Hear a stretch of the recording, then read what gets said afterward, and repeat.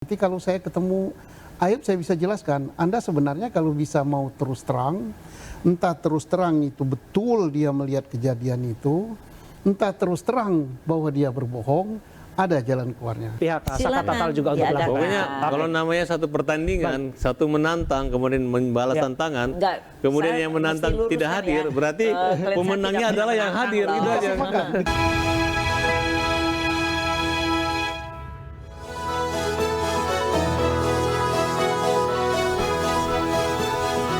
Anda kembali dalam The Prime Show bersama saya, Abraham Silaban. Pemirsa, saya akan kembali berdialog bersama dengan Pak Susno, Bung Farhad, dan juga Bu Elsa. Bung Farhad ada komentar mengenai apa yang baru saja kita saksikan. Ya, di situ kelihatan kegundahan, kepanikan daripada Aib yang melihat perkembangan saksi-saksi yang mereka arahkan dulu udah mulai buka suara gitu. Nah, kemudian kalau memang yang ditelepon dari Rudiana itu merupakan suatu cara dia ya menyatakan, menyimpan satu data bahwa komunikasi sebenarnya yang ngarahin Rudiana gitu. Kalau memang itu Rudiana.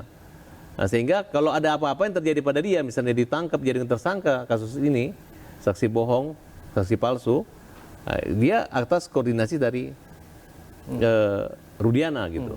Nah, terlepas cara bagaimana si Aib bisa lolos dari persoalannya apabila dia nanti jadi tersangka, mungkin dia disuruh nanti bisa Pak Susno jelaskan bahwa bisa nggak Aib ini lolos dan tanggung jawabnya dikerahkan kepada yang menyuruhnya. Silakan Pak. Tapi perlu diuji bahwa apakah itu betul Rudiana ataupun tidak kan, karena kita tetap harus menggunakan istilah patut diduga karena kita belum tahu siapa identitas di balik itu. Pak Susno barangkali punya keyakinan. Iya, karena ini bicara banyak yang dengar se-Indonesia ya. Pertama, benar sekali patut diduga ya. Iya.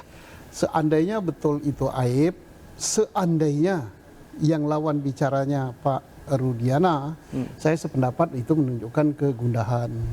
Nah, kalau memang dia gundah untuk menyatakan sesuatu yang benar, tidak perlu gundah kita. Pasti ada jalan keluar dari jeratan hukum.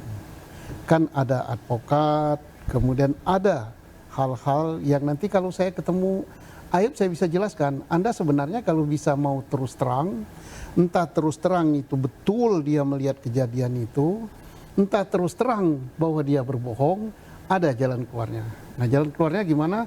Saya tidak mau mendahului advokatnya dia, tapi ada jalan keluarnya. Tapi dia harus jujur gitu ya.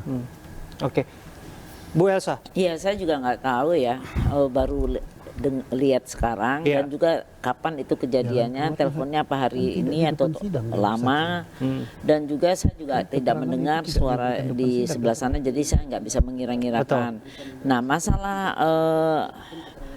dari keterangan Aib, dan saya juga cek ya, bahwa pada bulan Mei 2024 Dede dan Aib itu di BAP, kasusnya Peggy Setiawan di Polda, dan dia di BAP di Karawang waktu itu, di Polres Karawang. Dan pada saat itu Dede masih bercerita sama seperti tahun 2016 ya, 2016. Jadi dia baru berubahnya setelah ketemu dengan Pak Deddy Mulyadi. Berarti ada mencurigai pengaruh Deddy Mulyadi? Saya nggak mencurigai Pak, ini saya cuma bicara fakta. Bicara fakta bahwa BAP-nya masih tersimpan sama. Dan itu menjadi dasar kemudian Deddy Mulyadi dilaporkan kan? Iya, bukan itu saja, banyak. Banyak yang menjadi dasar itu. Oke, Bung Farhad. Ya, apakah kemudian sumpah pocong ini akan tetap dilakukan, tidak berubah lagi di hari Jumat? Ya, itu keinginan daripada klien kami dan keinginan daripada kliennya Bu Elsa juga. Gitu. Oke, jam berapa? Jam habis salat Jumat di kota Cirebon. Oke, apakah Liga Akbar juga akan diajak ke sana? Saya sudah menyarankan untuk ajak sekalian Liga Akbar dan Teguh itu orang-orang yang memberi kesaksian yang di PK kemarin. Oke, ini menarik. Saya juga berpikir apakah kemudian saya akan melihat langsung di sana, karena bagaimanapun ini menarik dalam proses. Pertama kali menyaksikan ini langsung. Sama. Pak Susno, komentar Anda mengenai sumpah pocong ini? Komentar saya mengenai sumpah pocong ya sama dengan tadi, ini bagus untuk menambahkan keyakinan ya, walaupun ini luar hukum. Komentar kedua, kalau betul itu tadi memang Aib ya, kalau ya, dan kalau betul dia bicara sama Pak Rudiana, Aib sekali lagi jangan takut untuk menyatakan sesuatu yang benar. Sesuatu yang benar itu adalah benar apa dia berbohong, benar apa dia melihat.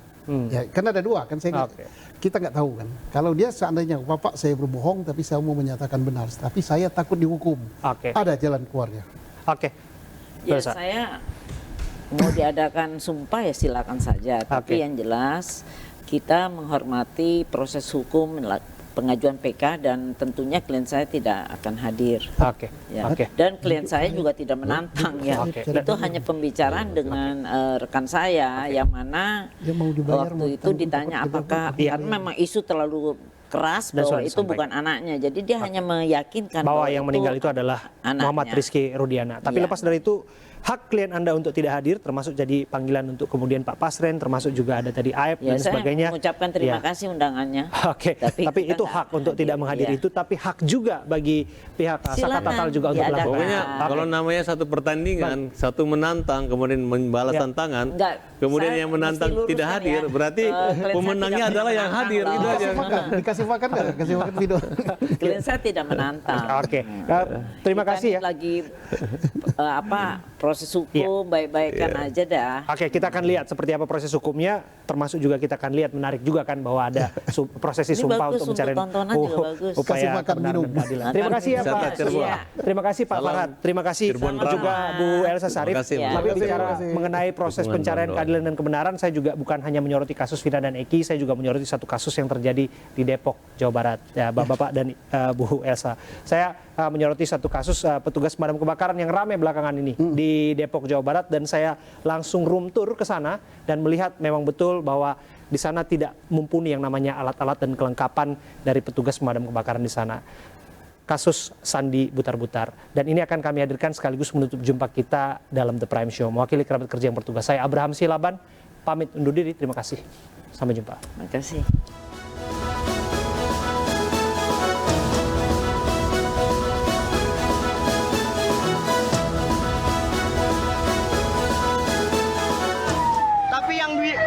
Karena mobil Tionet yang kecil ini lagi perbaikan, kita masuk mobil gede, gang sempit, kita bawa mobil besar.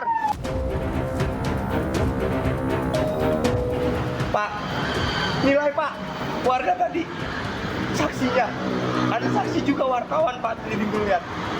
Karena mobil 1000 masih perawatan gak bisa dipakai Pak. Mobil unit 8000 sekarang lagi diusahakan anak-anak untuk isi air karena nggak bisa nyedot. Saya mohon maaf Bapak, gereja. Untuk semua masyarakat, saya mohon maaf. Iya Pak. Terima kasih Pak. Kita terima kasih. Iya Pak.